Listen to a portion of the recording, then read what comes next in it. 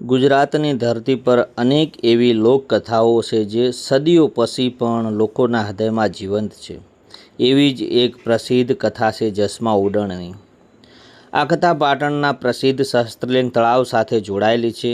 લોકકથા પ્રમાણે સોલંકી રાજા સિદ્ધરાજ જયસિંહના સમયમાં પાટણમાં વિશાળ સહસ્ત્રલિંગ તળાવ બનાવવામાં આવેલું હતું। આ કામ માટે ઓડ સમાજના અનેક લોકો ત્યાં આવ્યા હતા। આ જ કામદારોમાં એક હતી જસમા ઓડણ, જે પોતાના પતિ રૂડા ઓડ સાથે ત્યાં કામ કરતી હતી। કહેવાય છે કે જસમા પોતાના સ્વાભિમાન અને પતિ પ્રત્યેની નિષ્ઠા માટે જાણીતી હતી। લોકકથા પ્રમાણે રાજા સિદ્ધરાજ જસમાની પ્રભાવિત થયા અને તેની સામે લગ્નનો પ્રસ્તાવ મૂક્યો, પરંતુ જસમાએ રાજાનો પ્રસ્તાવ સ્વીકાર્યો નહીં। કથામાં પ્રચલિત વર્ણન પ્રમાણે ત્યારબાદ દુઃખદ પરિસ્થિતિ ઊભી થઈ અને જસમાના પતિ રૂડાનું મૃત્યુ થયું।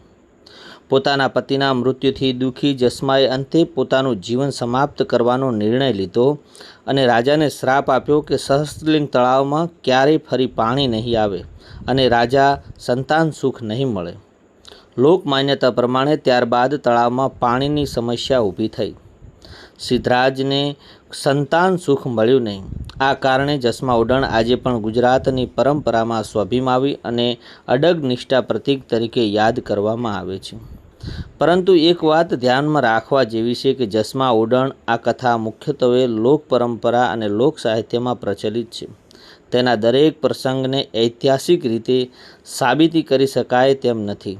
આ હતી પ્રસિદ્ધ ગુજરાતની લોકપ્રસિદ્ધ જસમા ઉડણની અમર કથા।